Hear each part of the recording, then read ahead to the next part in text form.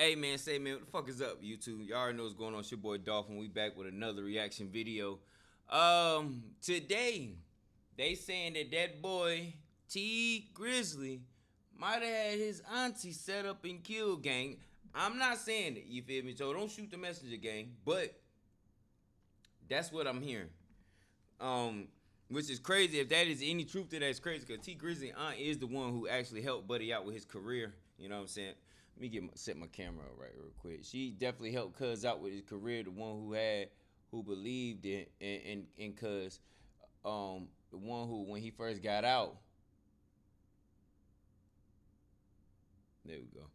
When he first got out, she was the one who invested in his dreams. But apparently, there's new evidence that came out on the internet that says T Grizzly might have had a hand in his aunt dying and due to music royalties. I don't really know how much of that to believe, but this boy Flacco all of a sudden got the scoop. So let's go tune into that. Without further ado, let's get into it. I've been on the phone oh my God. I've been on the phone all day investigating the death of T Grizzly's auntie, Jobina Brown. I've been diving deep into the conspiracy, trying to figure out what's true. What's true about this conspiracy? And the conspiracy that I'm referring to is the conspiracy that T Grizzly enlisted the help of Chicago dudes that he knew to murder his aunt Jobina Brown, who he impregnated to make that scandal go away and to retain back his masters from her. I've been trying to uncover what's true about this and what's not true about this. There's a lot of inconsistency in this story, but the one thing that's consistent, after speaking to a lot of people, receiving information from Jobina Brown's camp, from people within T Grizzly's camp, after having information from them transfer over to me, the one thing that is consistent, it's not looking good for T Grizzly. That's the only thing that's consistent so far. Brown, the manager and aunt of T Grizzly, was shot and killed in Detroit on Tuesday night, August 20th. Comments about her death began surfacing Wednesday, August 21st on social media before her passing was confirmed by TMZ. According to law enforcement sources, a shooter opened fire on Grizzly's Cadillac Escalade while the vehicle was traveling around Detroit. The gunman allegedly approached on foot and shot Brown, who was sitting in the back seat in her left side. Grizzly was reportedly riding in the passenger seat and got out of the vehicle as the shooter approached. The driver said the attacker fired 3 or 4 shots and noted that Brown screamed before the gunfire began. Brown was rushed to a local hospital but died from her wounds. She was 41 years old. Police don't know if Grizzly was the intended target of the attack. He and the driver were unharmed. From my perspective, this entire story begins when the first and only suspect who has been arrested so far was arrested 2 months after the incident. When Wu Thing, aka Wu 600 from Chicago, was initially arrested for the murder of T Grizzly's auntie Jobina Brown, the streets of Detroit was talking almost immediately. People was calling this a backdoor from the very beginning.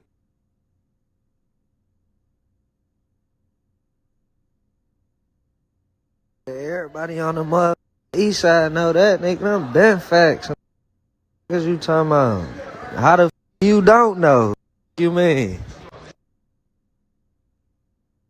You know that everybody who killed everybody and popped everybody, but you don't know how Sunday got down on auntie though. Bro, what you think? What kind of crime reporter is you? What you mean? People initially thought when people in Detroit was calling it a backdoor, they were referring to OTF or 600 backdooring T Grizzly. Because at the time, T Grizzly was really close with OTF and 600 through Buka 600. So when a 600 member murdered his auntie, people thought, man, the OTF or 600 like backdoor T Grizzly? It wasn't until time went by and people began to put the pieces together. Like, hold on. OTF or 600 couldn't have backdoored T Grizzly because the killer of T Grizzly, Wu Thing, was arrested in 2019. In 2022 or 2023, T Grizzly did a joint album with Lil Durk. In 2024, T Grizzly made Buka 600 right-hand mans with the killer Wu Thing his groomsmen for his wedding. So T Grizzly was becoming closer, like probably closer than ever, with the alleged parties that murdered his auntie. Yo, that's wild. So it couldn't have been a backdoor, because if it was a backdoor, if he felt like his life was in danger, because T Grizzly did multiple interviews saying that they were coming after him, that the shooters opened up the car door looking for him. So if the parties who murdered your auntie was actually looking for you, then you wouldn't be like friendlier with them. You wouldn't be closer with them. You wouldn't make Buka 600 your groomsman. You wouldn't, right, like do a song with Lil Durk or a joint album with Lil Durk. And the only Lil Durk ties here is Buka 600 is signed to OTF. But Lil Durk has nothing to do with this whatsoever. So that's when the theories of, okay, maybe T Grizzly backdoor his auntie. Maybe T Grizzly set his auntie up to be killed. Now, I have the full indictment of Wu-Thing, and the full indictment, I believe, tells a story that leans more towards somebody backdoor that auntie. I don't know if it's T Grizzly, but the indictment and the story told in the indictment lends me to believe that somebody backdoored that auntie. Let's get into the full indictment and what evidence they got on Wu-Thing that led to his arrest. The police was able to trace the getaway vehicle, which was a blue Nissan with the license plates HRK 4937. They traveled to Michigan the day before, and then 2 hours after the homicide, they traveled to Chicago. The vehicle was a rental car, so when they didn't return the vehicle after the homicide, Hertz Rental reported the vehicle stolen. Even though the vehicle was reported stolen, even though the vehicle was involved in a homicide 2 months prior, Wu-Thing was still driving around Chicago in that vehicle, knowing how hot it was. Well, he was parked in the alleyway one night, October 19th, 2019. He was parked in the alleyway. The police pulled up because they ran the tags and they seen the vehicle was reported stolen. They attempted to initiate a stop. He ran away. He was eventually caught. He was ultimately arrested and charged for being in possession of a stolen vehicle. But get this, and this is where you really start to look at these dudes like, yeah, y'all are just professional doofuses. So on top of being caught in a stolen vehicle that was used in a homicide 2 months prior, he was also caught with a firearm. And after ballistics was done on the firearm that he was arrested with, ballistics shows that not only was the vehicle connected to the homicide, not only was the vehicle identified as being a getaway vehicle of the homicide of Jobina Brown, but he was also found in possession of the firearm that was also used in the murder of Jobina Brown. Ballistics shows that this was the firearm that killed Jobina Brown. This is where we introduce new information that I didn't include in my last video. And this is the part of the video where we start looking at T Grizzly a little crazy. We start looking at T Grizzly with a side eye here. You see, T Grizzly told the story of what happened the night of the murder. T Grizzly stated that he was with his auntie / manager, Jobina Brown. They made a last-minute stop at one of his other auntie's crib for him to check on some business. Jobina Brown decided to stay in the car and wait outside because she didn't like germs. He was only going to go inside and come back out right away. It was a last-minute pit stop, right? Let's hear T Grizzly tell the story, and we're about to find out why this new information that we received kind of blow up that version of the story. It kind of, not only would I say debunks it, but kind of makes us start thinking that maybe T Grizzly is telling some fibs here.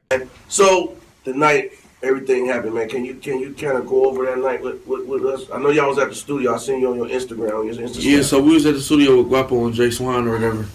And I'm going over my cousin's house, my older cousin. Mm-hmm. He was real close with my pops, just like my pops' brother. Mm-hmm. And I always try to, you know what I'm saying, show him some love because that's another wound we really ain't healed from. Okay. You know what I'm saying? So I went over there and I was telling her, like, come in the house.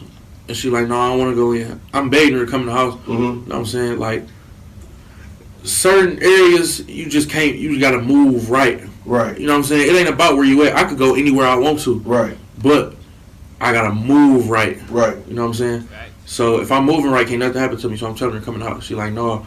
Because JB was kind of like funny acting about dirty houses. Okay. And stuff like that. The house wasn't even dirty, but to her, she just a clean, real clean person. Okay. It's like, no, I don't want to go in them people's house. I don't want to sit on their furniture and all that stuff. I'm like, all right, I'll be right back. So I'm knocking on the door. My people's taking so long to come to the door.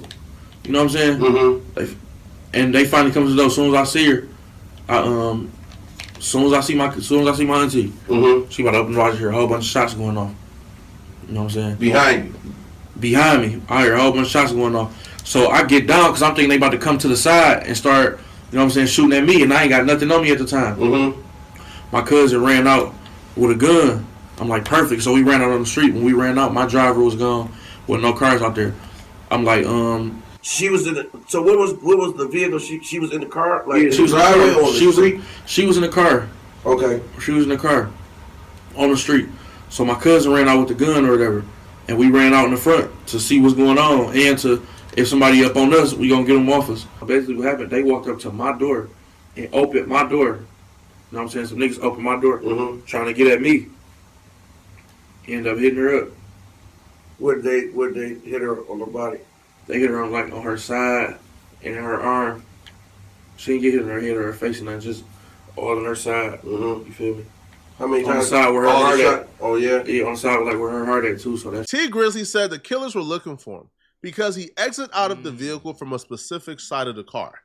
When he exited out of the vehicle, he went to the side porch to get let in. The killers couldn't see he was at the side porch, but they knew what side of the vehicle he was in. So when the killers seen the vehicle was parked, they went to the vehicle and opened up the side of the vehicle that T Grizzly was sitting in before he exited out. They opened it up and began to shoot at the auntie because they thought the auntie was him, because they thought he was sitting there. Again, if the killers couldn't see T Grizzly because he was at the side porch, that would mean they didn't see T Grizzly get out the vehicle because they would have just followed him. Then that would mean the only reason why they would know that T Grizzly was sitting on that specific side was because they seen T Grizzly get in the vehicle on that particular side and they followed him to the location. Here's why that don't make sense, and here's why the facts of the case actually debunks everything T Grizzly just said and sort of opens this case up where anybody can be a suspect, and dare I say T Grizzly could be a suspect. Wu Thing kept his phone on the entire time he committed this homicide. I don't know what I would expect from someone who was still in possession of the getaway vehicle and the murder weapon, but he kept his phone on the entire time, and they were able to trace him coming into Michigan and leaving Michigan after the homicide. But they were also able to pin him at the crime scene. And this is why T Grizzly's story don't make sense at all. The cell phone towers pinged Wu Thing's cell phone at the murder scene for more than an hour and 56 minutes. So it started pinging around 7 p.m. and continued pinging until 8:56 p.m., which is minutes before the shooting occurred. That means that Wu Thing was at the murder scene for an hour and 56 minutes. He was at the murder scene for an hour and 50 minutes before T Grizzly and them got there.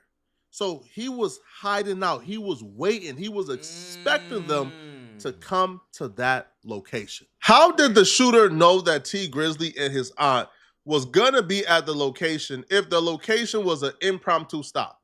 If the location was hey, yo, let's stop right here real quick. How did they know to wait out at that address for an hour and 56 minutes waiting for them to show up? It doesn't make sense whatsoever. And also, if they was at the location for an hour and 56 minutes, then they seen T Grizzly get out the vehicle, which will make sense. They didn't see him get in the vehicle because they wasn't at the location when he got in the vehicle. But they seen him get out the vehicle. They seen him walk to the side porch, which is why they came over, opened up that car vehicle knowing he wasn't gonna be there, and began shooting. This is just my theory, people. That sounds. And began shooting. That sounds bad, man. This is the only story that makes sense, people. The only story. I'm not saying T Grizzly is responsible for backdooring his auntie. I don't know. I'm saying T Grizzly's story got to start adding up, people. It got to start adding up. How did the killer know to wait out at that location for an hour and 56 minutes if the location was an impromptu stop? The killers was at the location. You got out. They could have easily haunted you down, went and got you from the side porch. They watched you exit out the vehicle. They was at the location. And they let you go away, and they came and killed your auntie. What beef would they have with your auntie? It doesn't make sense, people, at all. T Grizzly offered up a response, and this is his response to everything you just heard, okay? I just think the niggas about to go around trying to clear no shit up because it is what it is. As far as like, I ain't about to be certain shit you can't entertain, bro. Especially when it's absolutely nonsense. You know what I'm saying?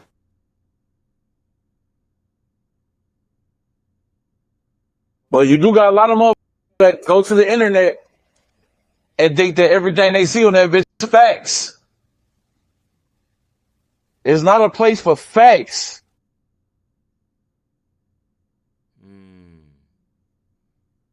You can see some shit dead in your base, chat. That's not true. So you think you can't be fooled by the fucking internet, bro? Bullshit. So what will the motive be for T Grizzly to do this to his auntie, Right. the backdoor, What's the motive? his auntie/manager? And they're not blood auntie. Now, I talked to someone who was literally at the funeral of Jobina Brown. They were at the funeral, bruh. Damn. Yo, I was told even at the funeral, people were suspecting T Grizzly because he did like interviews where like people close to the situation were kind of concerned about the stories kind of not really matching up in certain, in some interviews. I think in one interview, like T Grizzly said, yo, it was like a drive-by. They came and shot it up. Then the next interview, they said, they came and opened up the door to look for him and then shot the auntie. So again, those are not really a big deal, but it don't really line up perfectly. I was told from someone particular that even when Jobina Brown and this person would be talking or getting close, T Grizzly would get jealous. That at times, like T Grizzly would kind of get jealous. And Jobina Brown would tell this person, yo, T Grizzly, keep asking me about you, keep asking me why we're talking, blah, blah, blah.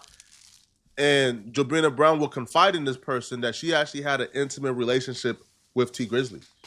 But the thing with this is, Jobina Brown is T Grizzly's uncle's wife who's in prison, I think. Again, don't quote me on this, but I think the uncle is in prison. I think Jobina Brown is the uncle's wife. She's not blood related, but she's related through marriage, I believe. Okay. So smashing the uncle's wife, allegedly got her pregnant. Got her pregnant too. According to courtroom reporters, that that was allegedly brought up the first day of trial. That Jobina Brown could be pregnant for T Grizzly's baby. So that's a motive.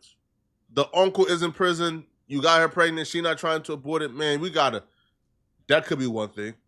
Jobina Brown invested in T Grizzly really early on when nobody else would. Right? It is reported that she apparently owns a portion of T Grizzly's masters. He wanted it back. He signed a deal with her like fresh out of prison as like a management deal. He wanted it back. She wouldn't give it up. That could be motivation. I don't know. And I'm not saying T Grizzly is involved. What I'm telling you is the facts of this case doesn't really align with T Grizzly's story 100% or perfectly. Yeah, Grizzly. Y'all let me know in the comment section, what do you guys think about this, okay? We're going to continue looking into this, man. Trial is on Monday. We're going to be watching that trial, best believe.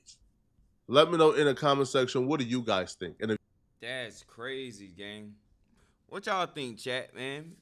Y'all think T Grizzly set his own aunt up to be killed because he didn't want to give back his royalties?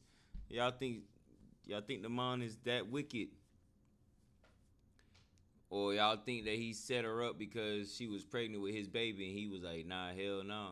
And at first, when I heard it first, I thought it was like his real aunt, but apparently now it's an aunt through marriage, so that would explain why he was clapping cheeks, if that. But I mean, after looking at, you know what, we ain't here for that. RP to that lady, rest of dead.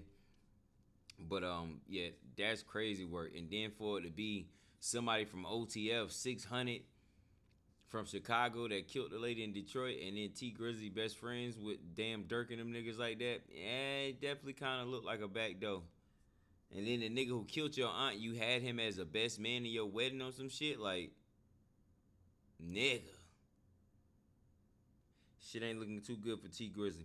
But hey, chat, y'all let me know how y'all feel about this one, man. Y'all get in the comment section, drop them comments, turn on that post notification bell so y'all get all the videos when your boy dropping. And make sure y'all hit that like button before y'all get on up out of here, man. You feel me? Your boy Dolph Slizzy. We out this bitch, man. Oh, that boy T Grizzly. God damn, cuz.